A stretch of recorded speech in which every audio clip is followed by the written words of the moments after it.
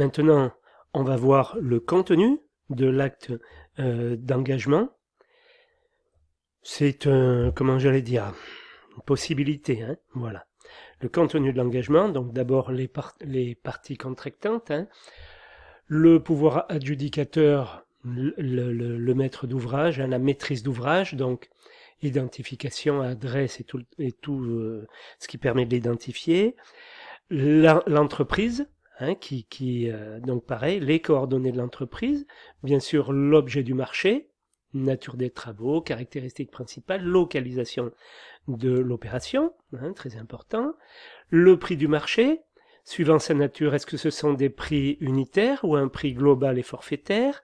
Est-ce que c'est une forme, enfin, comment et quelle est la nature de ce marché, du prix du marché en tout cas? Suivant l'organisation de la consultation, on indique comment est présenté le prix, comment il est indiqué, comment est faite la décomposition du prix. Est-ce qu'il y a des rabais ou des majorations dans le cas de tranches, dans le cas d'options? Pour les travaux sous-traités, comment ça se passe? Les sous-traitants déclarés à l'appel d'offres. Chaque sous-traitant déclaré fait l'objet d'une déclaration de sous-traitance avec toutes les infos pour montrer son identité.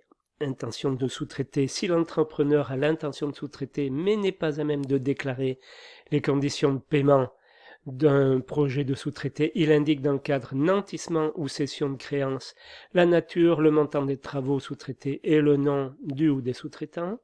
Les délais donc, peuvent être imposés, laissés à l'initiative de l'entreprise, le mode de règlement, par virement ou autre, mais enfin bon, en principe par virement, intitulé du compte unique, intitulé des comptes multiples.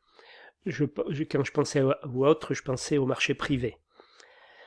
Délai global de paiement, voilà. État et collectivité territoriale, 30 jours, ça c'est pour les marchés publics.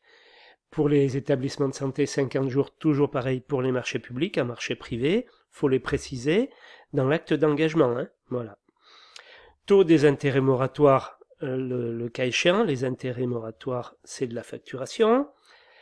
Bénéfice éventuel de l'avance, donc on fixe là-dedans aussi les conditions, les autres infos, rappeler les engagements sur les prescriptions du marché, les obligations liées à la commande publique ou privée d'ailleurs, quant au renseignement administratif, sur les consignes relatives au travail dissimulé, citer les articles en référence au Code des marchés publics ou à la 03001, indiquer le comptable assignataire, préciser que l'ordonnateur, qui est l'ordonnateur de la dépense.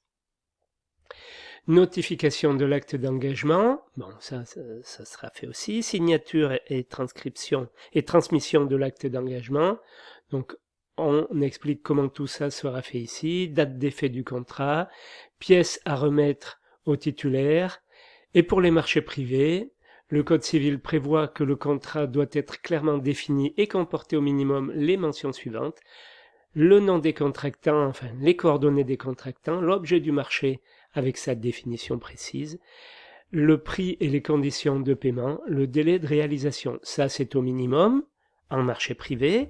Après, c'est au choix du maître d'ouvrage. Hein, voilà. Ces mentions minimales sont reprises dans l'acte d'engagement. Voilà. En marché public, l'acte d'engagement est établi en un seul original par les candidats au marché. Il n'y a plus lieu de signer des exemplaires multiples aujourd'hui.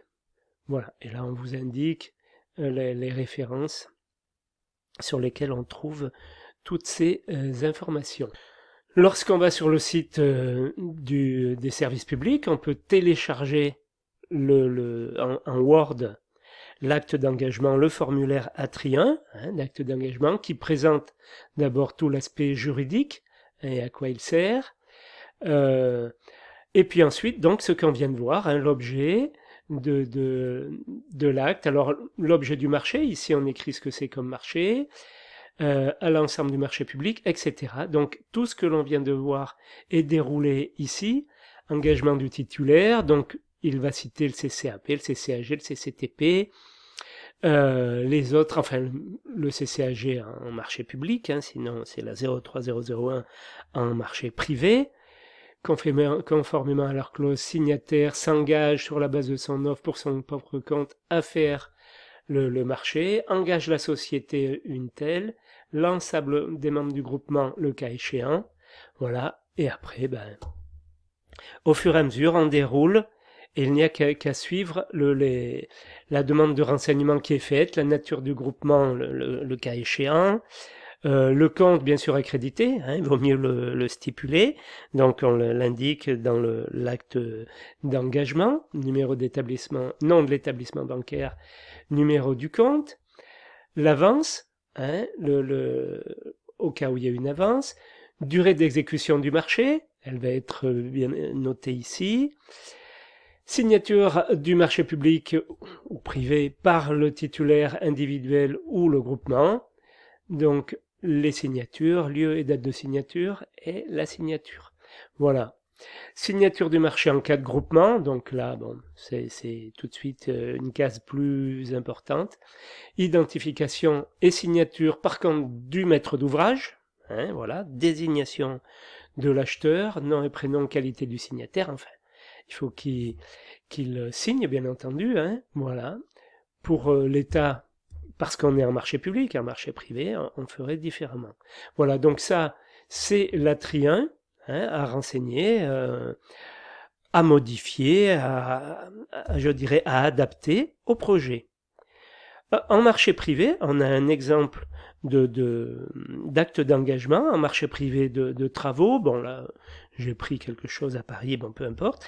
On a la même chose. Donc, on a un sommaire où on nous indique l'objet de la consultation, l'engagement du candidat, donc identification, offre de prix, pour l'offre de base, déclaration de sous-traitance, répartition des prestations, comptes à créditer, délai d'exécution, signature de l'offre par le candidat, identification de l'acheteur, désignation, décision de l'acheteur, acceptation, date d'effet du marché, et tout ça est déroulé après. Bon, là, ils ont fait quelque chose à leur idée, hein, voilà, et on retrouve exactement les mêmes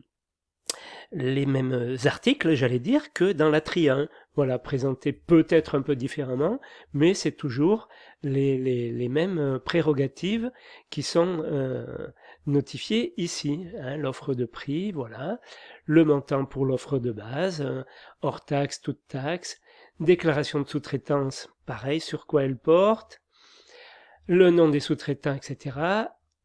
En cas de groupement, ben voilà, le compte ou les comptes accrédités s'il y a de la sous-traitance ou de la co-traitance, voilà, le délai, hein, tous les délais d'exécution, signature de l'offre par le candidat, quand il a bien pris acte de tout cela, et ensuite l'acheteur, donc c'est l'association un tel, le nom du signataire, la désignation, l'adresse, numéro de téléphone du comptable, monsieur le comptable, parce qu'ils ont voulu indiquer ceci dans l'acte d'engagement de leur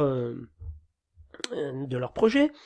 Désignation de l'acheteur, décision de l'acheteur, donc acceptation de l'offre par l'acheteur, et il indique à nouveau le montant hors taxe du marché de base, le montant hors taxe s'il y avait des travaux supplémentaires, le montant hors taxe global avec la TVA, à 20%, à 10% éventuellement sur des travaux de façade, le montant de toute taxe, voilà. Date d'effet du marché, le temps par le titulaire destinataire. Voilà. Copie délivrée à unique exemplaire aux gens concernés. Hein, donc la totalité du marché, bon voilà. Voilà donc ce qui en est fait pour chaque entreprise. Ça, c'est un exemple de ce qui se fait en marché privé et qui a été organisé, je veux dire, par un maître d'ouvrage avisé.